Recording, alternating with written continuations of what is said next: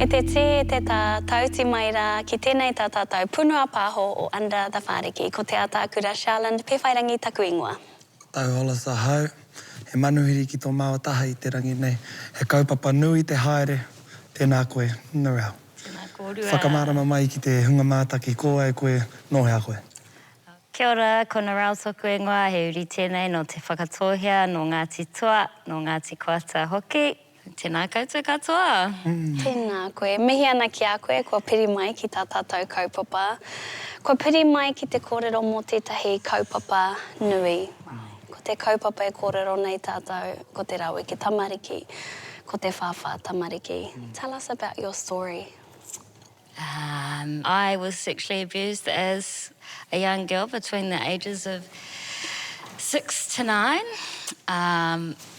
Through a whānau member, and then I guess a consequence of that, and those are types of experiences, then again when I was 18, being sexually abused. So, yeah, I wanted to come on here to talk about that and maybe shed some light for whānau who are either going through it or wanting to understand their own whānau members who are going through that. So, yeah. This is a kaupapa that's often swept under the whāriki, a kaupapa that no one talks about, including our whānau. What made you want to come out and talk about this? Coming out publicly, I don't know that I wanted to, but I think I wanted to because I have a young daughter who's 3 years old, and I don't think I would ever want for her to not be able to talk to me about it. Knowing what I've been through, I would want her to feel comfortable enough to speak to her mama and to come to me and not wait for 20 years to talk to me about that. But to come to me immediately. So, yeah. Tira, te take. 6. Aye. It's crazy. Yeah.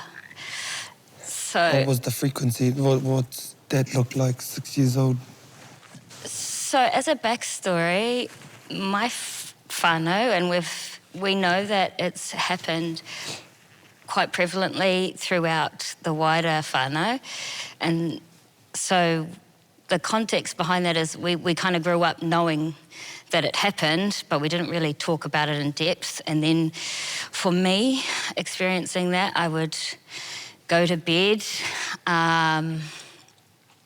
and be woken up in the middle of the night to be penetrated from either behind or just be asked to perform acts on this particular whānau member. I don't have too many memories as a child, which is a consequence of the abuse, so my sisters could try to recall happy memories. I have none of those memories. My tinana has protected me. I don't have necessarily a lot of bad memories, but I don't have a lot of good memories either. So there's a space of, those 3 to 4 years where it's blank. So I couldn't tell you too much except for that I've worked through with extensive therapy, finding out the different things that happened, or not necessarily why they happened, because there's no real, I don't know why, but that it was me. So yeah. I have a 9-year-old and I also have a 7-year-old, and I can't even begin to think what that must feel like as a 7-year-old, a 6, a 7, a 9-year-old. Did you ever talk to anyone about that? What you were experiencing or what you were going through? Not at the time. So the first time that I spoke to someone about it was when I was about 21 and I, at the time, was engaged. And I guess things happened physically which just triggered me at the time, and it kind of everything in terms of sexual acts and things like that came flooding. So I went through probably a week of no sleep and things like that. So it meant that at the time, I was in my first year of uni, and I just all of a sudden was like, nah, I'm not doing uni. I'd moved back home to Kirikiriroa, and they were like, what is going on with you? I was just in my room because I did not know what was happening. And my whānau didn't either. So they were like, what's wrong with you? And I couldn't talk to anyone because, one, I didn't know what was happening. I knew that people would like freak out, or I knew that my parents would be upset. And so I went to the doctor because my parents were like, we're just taking you to the doctor, there's got to be something wrong with you. And at the time, my doctor, who was also my uncle, he sort of was asking me about a few things, and I don't know if he was prompted by wairua, but he asked me, have you been sexually abused at all in your life? And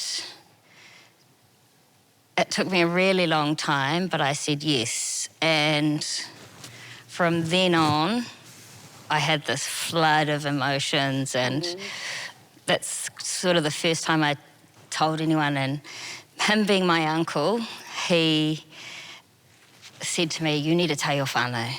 And I was like, I'm not telling them. And I immediately left his office and I gapped it, and I just shot off barefoot, left everything, and I just like gunned it and ran for like, I don't even remember where my parents ended up picking me up because my uncle called my parents. And that was kind of the beginning, but didn't fully accept that I needed help or what was going on. So that was just the beginning of it. And then it took me another 6 years later to actually open up and talk to someone. And when I say someone, I mean a professional, to help me through that. So to this day, I wouldn't say I've spoken to my parents too much. So they know it's happened and they feel mamae for me, but I haven't been able to open up to them about it. So, yeah, I think that's probably the hardest part for my parents. And I think now, thinking about my daughter, as I said, I would never want for her to not come to me. But yeah, it's just, I guess we never really talked about that type of kōrero. You don't know how you're supposed to bring that up to your parents. You also don't want to hurt your parents because you know it's going to hurt. Especially if you're coming from a religious background. Yeah. Yeah. So there's so many aspects about that you just find it really difficult to talk to your whānau. Yeah. Ko pā tēnei kaupapa ki au ki tōku whānau. It's something that like really close to drives me crazy, where I don't understand how this shit happens. What the fuck's wrong with this world? And I ēnei rā, hore kauhe utu. There's no utu. Going to jail ain't fucking utu. 3 years, you scream in your sleep. Yeah. You wake up shaking. Every night. Years. Where's our justice? O tēnei mea, te whawha tamariki horekau. And that's the thing that enrages me even more. Like, I've dealt with it to the point of I've wanted to go over to this house myself and physically, you know, I've had it where I've gotten so evil, it's made me so evil that I've wanted to do it to that tāne, where I take his mana in front of his whānau. You know, it drives me that fuck. And our whānau can't talk about it. You can open up to a whānau and because of their own mama, they can't help. They don't have the tools to help. So it's like, you know, you get told you're not alone, but it's just you. No one else gets to go through that. Yeah. What's this ngārara? Ngārara that we can... Yeah, I don't know. It really is something that drives me crazy, only because of the modern context of utu. Like, I feel like as Māori, that's the thing we're missing in today's is true utu. Actual justice, which I need, which I love, You spoke about 6 to 9 and then it happened again, 18. Yeah. Same person or e whiako anō? Different person. Fuck. But and that affected me in a way that, so I'd been in Sydney and I'd gone out and I was with my cousin at the time and he was with me, but then he was tired and just wanted to go to bed. And this particular person, I knew him, and I don't know if I was just hammered or what had happened, if I was drugged, but I woke up bleeding and in the bed by myself. So I knew that something had happened, and again, it could have been that I was drugged or that my tinana knows to protect myself. Shut down. And it shut down. So those are some of the things that my tinana does for me in situations like that, where I have blackouts. And when you talk about being riri, I go through many of those, and I probably have some serious fucked up anger issues, which actually sends me to the same place where I go completely blank. And I've hurt other people in those situations because I've not been able to control my emotions. And again, my tinana protects myself, and when I get too emotional or feeling out of control, my tinana takes over in that way, and sort of I black out and I don't remember what I've done. I could see someone and they could be bleeding and I would have no idea that I did that. So, yeah, that's sort of how it's progressed and how it affects my life now. Yeah. The healing processes. Like, where do you go to in those moments of blackout when you wake up? What's your first waira? You know, where do you get to feel? Moana. Ki reira e purea ai aha. And that has always been my healing before even any of this became the ngangara within me. The moana has always been that for me. So if that does happen, I immediately go there, knowing that I will feel a sense of peace, and I can just be there for hours and just be in a space of nothingness, really. That's probably been a key part of my healing process, along with therapy, because, and as much as whānau you think that by having your own whānau support, that's going to help you. I would personally say that it's not enough. Because those of us who have been through it, our whānau are biased and they can't take their own emotions and mamai out of their support. Yeah. So having counselling and psychologists there to help support you that are not whānau is very important to the healing process and understanding who you are, because you're a different person post sexual abuse. You're not the same. And especially when you discover different behaviours and things like that, and you're not understanding why you're doing that shit. I don't know why I self-sabotaged half of my relationships, or that I could disassociate from sex quite easily and just fuck around and give zero fucks. You know, another thing that helped is that I had both a Māori and a Samoan therapist. So they were able to understand in the context of who I am as a wahine Māori and as an Indigenous wahine. So, yeah.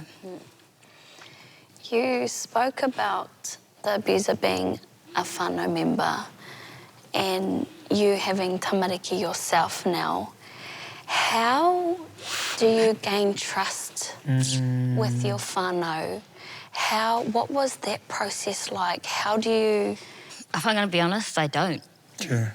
My daughter very rarely goes to other whānau members outside of my sisters and her namesake.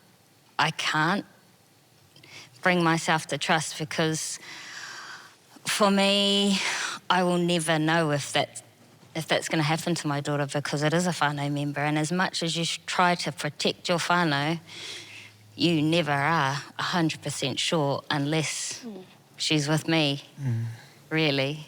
That's the truth. True. So, and that's how I feel all the time. So I am always hyper aware, and I am constantly on alert when we're around whānau or friends. Are there any cues or things to look out for that you remember in your childhood that you see in today's society that you can say, hey, you know, if you see this happening, stay the hell away? Are there things that you're like, yeah, nah, red flags? I don't know how to say it, but I think if a child is very much... There's a balance between their exploring and they've potentially seen or had something happen to them. So the way that they are behaving in terms of how physical they are with your tamariki, you know, like you could... I feel as though if my parents sort of, if we'd have talked about this more, you might have seen cues where you're like, hey, like, oh, something's happened here that's not quite right. And so for my 3-year-old, I talk very openly about her tara, about ure, and even at 3 years old, telling her, like, nobody, kia koe e pā ngā tangata i tō tara, i tō nono, hara mai kia au, kia kōrero atu kia hau. And so she knows immediately, and I tell her also not to touch a boy's tara or anything like that, because I don't want to take away from the fact that this also happens to Tāne and young boys. So I can personally pick it out, but that's because, again, I'm hyper aware, so I could see if a kid's a little bit too inquisitive, shall we say. And there, again, there's a fine line. And they might not know what they're doing, but they know. I have a daughter coming. That's one of my biggest fears Yeah. in this world. Like, it's one of my, like, at the forefront of my fears, because it's just how close it's part us in our whānau. Fuck, it would honestly break me as a papa. And I imagine it's like that. It's like that for most mātua. So you understand why the Tamaiti feels like they don't want to break their papa or whatever it is. How did you protect your whānau at 6 to 9? Yeah. You're the one doing it. Yeah. And that's probably the craziest part, is that I don't know that it was me consciously protecting them, or if it's just that our tinana does it for us.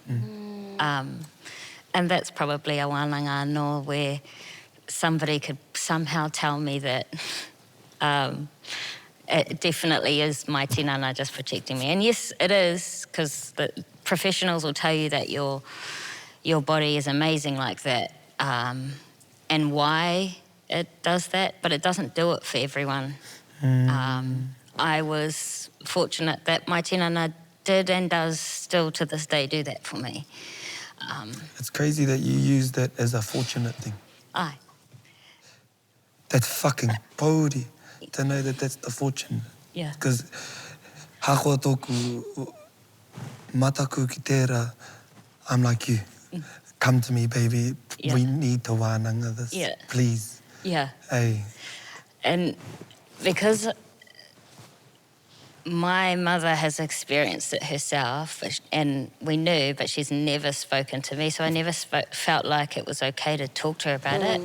I want my daughter to be okay to come to me, and I don't know how I would hold back that, but I would want to hold space for her to feel that way, because yes, it would break me, and I'd probably kill the motherfucker, to be honest.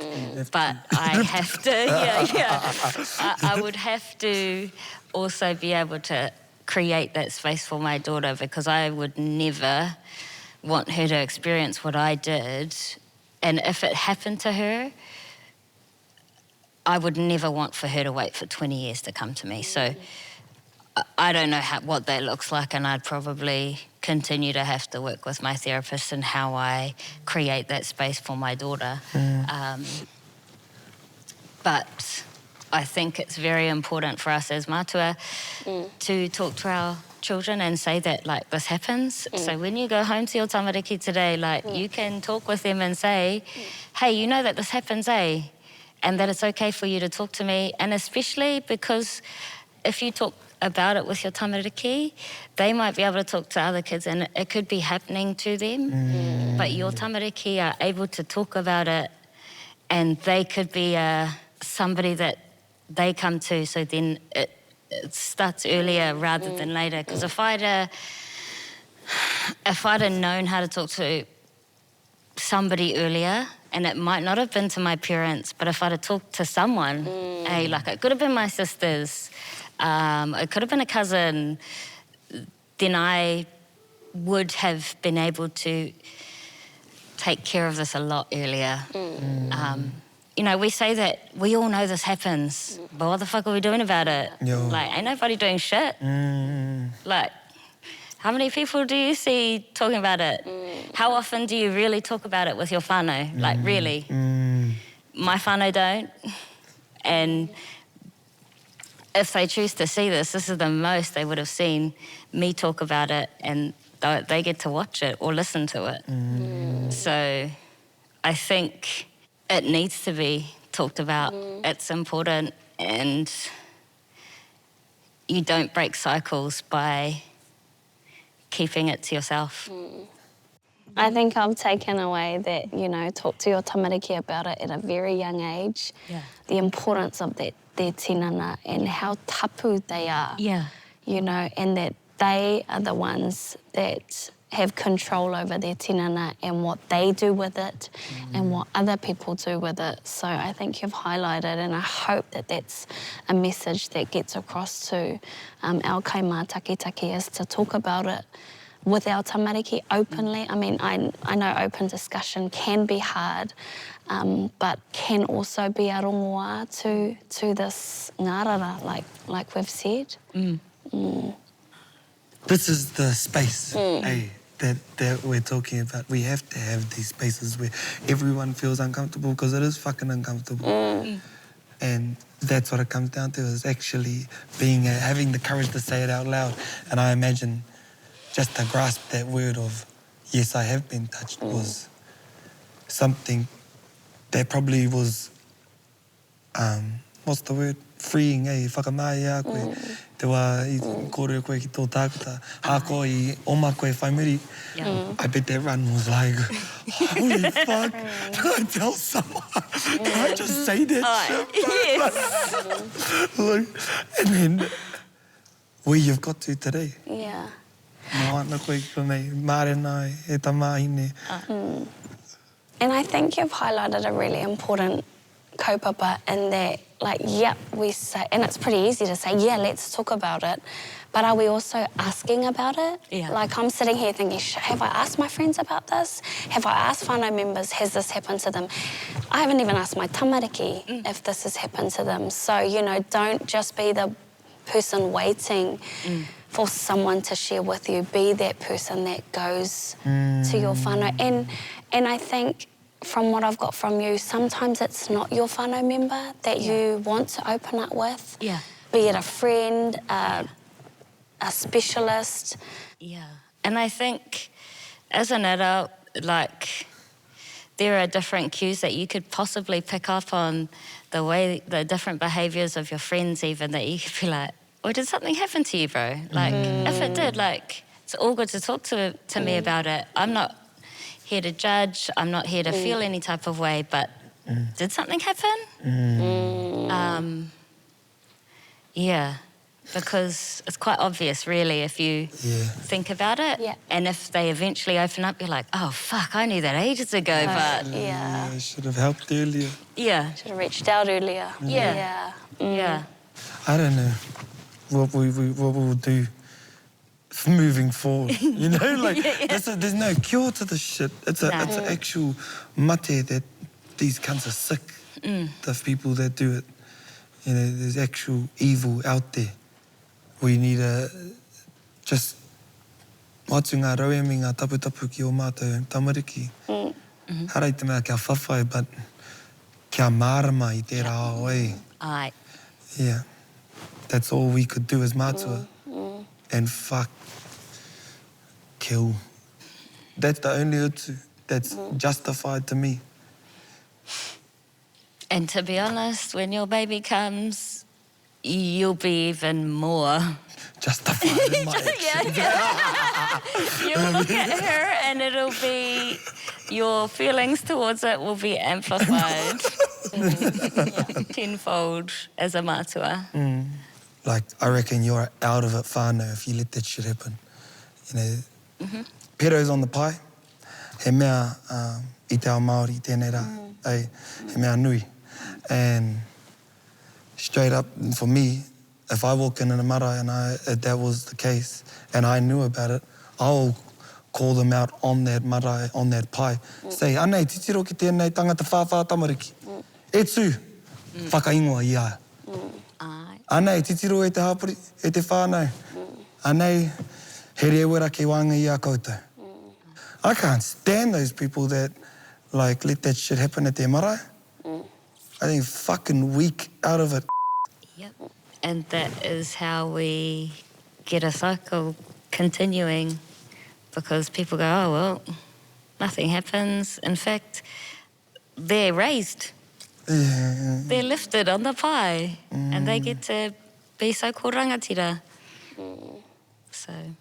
And that's a hard reality, is that some of these people that are doing this to our tamariki in powerful positions, I don't mean just on the marae, I mean in kura, in organisations, and they just get away with it. You know, and we as a society need to come together and say, this is not okay, and remove them. Yeah. We don't want to go as far as killing them. Bring back the death penalty, bro. Bring back the death penalty. That's what I do. I know that's my only answer. Hey, mate, that's not a thing, you know, for you to whawha tamari. If I was to go touch a 5-year-old right now, it's not because that was a mistake. Hey, that's a deep-rooted, fucked up thing in me that will always be fucked up in me. And they make conscious decisions to do that. So he's looked at you and gone, this is what I'm going to do with you, which is worse. This is what I'm going to take from you. Yeah. And I'm just going to keep doing it. Because no one can stop me, and you're too weak to stop me. You ain't going to say You're shit. too weak to tell no one. Yeah. So... What would you say to someone who is not yet at the stage of opening up, or someone who is still struggling with holding back this mamae, isolated? One, be patient with yourself. Your tinana will actually help you through this, and when you're actually ready, will guide you through that haerenga.